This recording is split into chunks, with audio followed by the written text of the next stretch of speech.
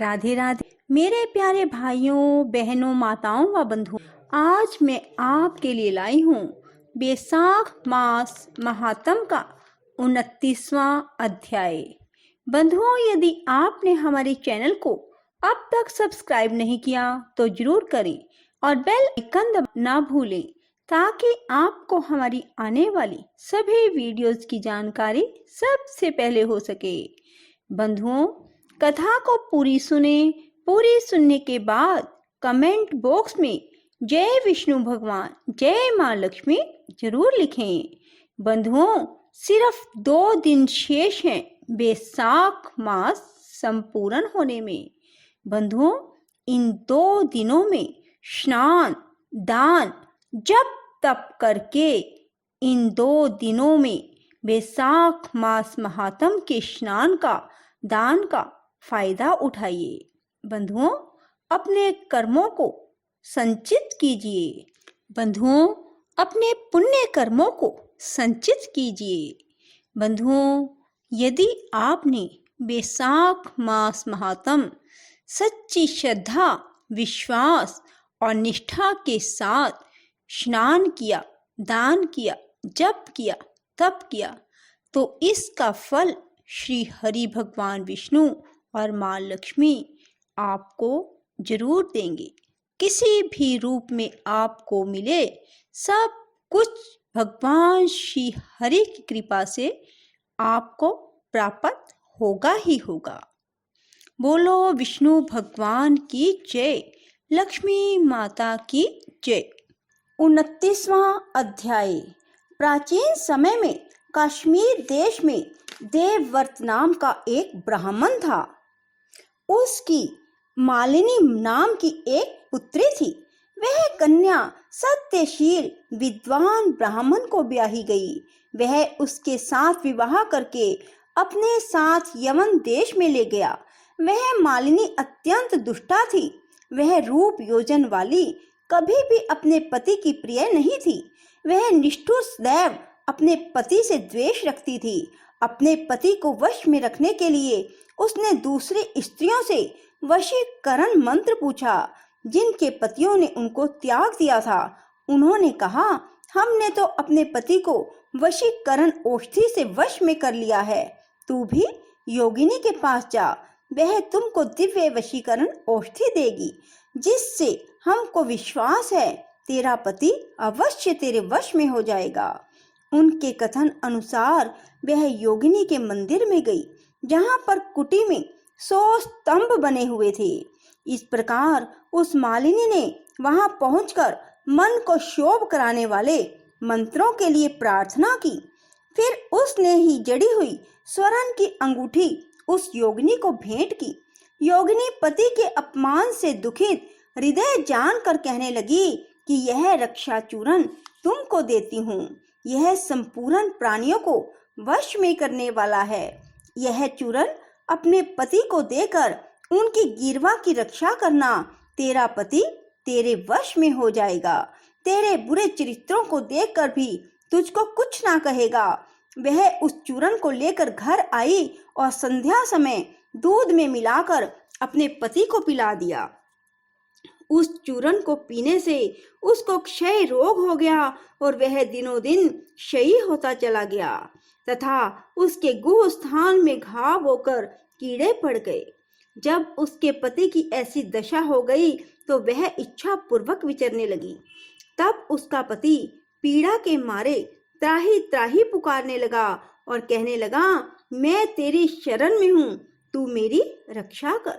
मैं कभी पर स्त्री की इच्छा नहीं करता, तेरा दास हूँ, मेरी रक्षा कर। अपने पति की ऐसी दशा देखकर वह बहुत घबराई और सोचने लगी, यदि यह मर गया तो मैं सब श्रृंगारों से विहीन हो जाऊंगी। ऐसा सोचकर वह फिर योगिनी के पास गई और उससे सब वृतांत कहा। तब उसने पहली औषधि का दाह शांत करने के लिए दूसरी औषधि दी और पान करते ही उसका पति स्वस्थ हो गया। तब से उसका पति घर में ही रहता और उसके वशीभूत हो गया। घर के काम के बहाने और कई व्यभिचारी तथा कामी उसके घर आते और उसको अपनी स्त्री के आगे कुछ भी कहने की शक्ति नहीं थी। इसी पाप के कारण उसके शरीर में कीड़े पड़ गए। उस मालिनी के कान, आंख और जिह्वा में छेद हो गए। उसके स्तन कट गए, उंगलियां गलने लगी, पैरों से लूली हो गई और ऐसे कष्ट भोगकर वह कुछ दिनों बाद दुखी होकर मर गई। 15,000 वर्ष की ताम्र भांड नामक नरक में दग्ध होती रही। फिर 100 जन्म तक कुत्ते की योनि में पड़ती रही। दैव योग से जब कर्म फल पूरा हो गया तो वैशाख मास में संक्रांति में शुक्ल पक्ष की द्वादशी के दिन पद्म बंधु का पुत्र नदी में स्नान कर पवित्र हो गीले वस्त्रों से ही घर आया। वहां पर तुलसी वृक्ष के पास उसने पैर धोए।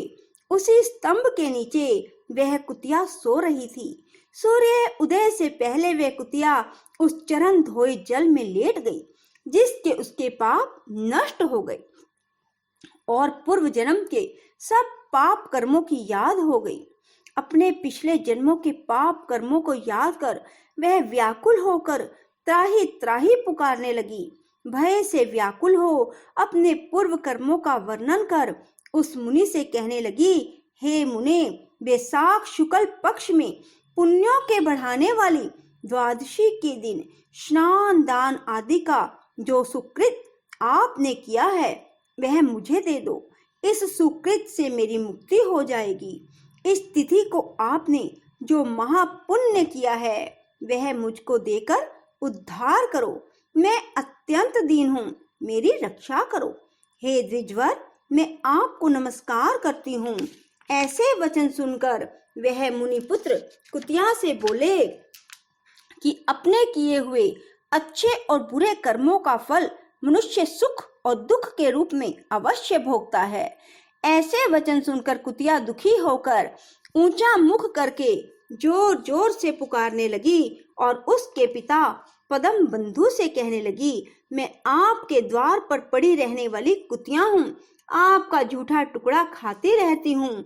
आप मेरी रक्षा कीजिए, क्योंकि महात्मा गृहस्थियों को जो उनके द्वार पर उनकी शरण में पड़े रहते हैं उनका उद्धार करना परम कर्तव्य है। अतः मुझ मूर्खा का उद्धार करो। ऐसे कुतिया के वचन सुनकर पद्म बंधु घर के बाहर आया और पूछने लगा, क्या बात है? तब उसके पुत्र ने सब कथा वर्णन की। पुत्र के वचन सुनकर वे विस्मय के साथ कहने लगे, मेरा पुत्र होकर तूने यह क्या कहा? साधुओं को ऐसे वचन कहने उचित नहीं है। संपूर्ण प्राणी परोपकार के लिए ही है। अपनी आत्मा का सुख देने वाले पापी होते हैं। चंद्रमा, सूर्य, पवन, पृथ्वी, अग्नि, जल, चंदन, वृक्ष और महात्मा सभी परोपकार में लगे रहते हैं। दधीचि ऋषि ने दैत्यों को अति बलवान जानकर अपनी हड्डियां निकालकर देवताओं को दे दी। जब भूखे शयन ने कबूतर को पकड़ लिया तो राजा शिवी ने अपना मांस काटकर शयन को दिया था। जिम्युत नामी राजा ने गरुड़ के लिए अपने प्राण दे दिए थे। इसलिए विद्वान ब्राह्मण को तो सब पर ही दया करनी चाहिए। जैसे कीचड़ में फंसी हुई गौ बाहर निकलते हैं, उसी प्रकार मैं भी बार बार प्रार्थना करती हुई इस कुतिया के दुख को अपने पुण्य के प्रभाव से अवश्य दूर करूंगा। इस प्रकार अपने पुत्र को समझाकर कुतिया से कहने लगा कि मैं तेरे निमित्त प्रतिज्ञा करता हूँ कि तू मेरे द्वादशी के पुण्य से पापों से छूटकर विष्णु लोक को जा।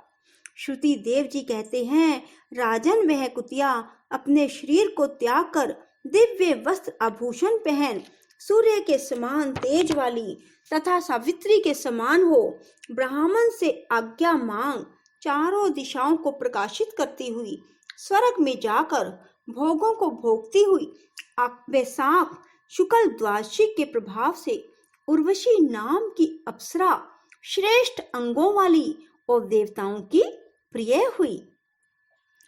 राधे राधे। जय श्री कृष्णा।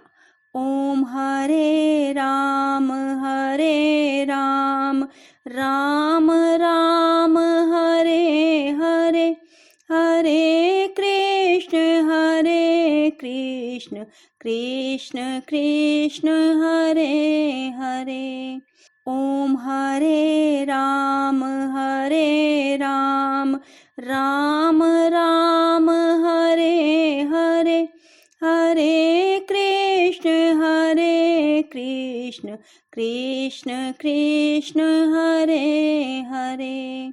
ओम हरे राम राम राम हरे हरे। हरे कृष्ण कृष्ण हरे हरे। बंधुओं, यदि आपको हमारी वीडियो पसंद आए तो इसे लाइक करें और शेयर भी जरूर करें। धन्यवाद।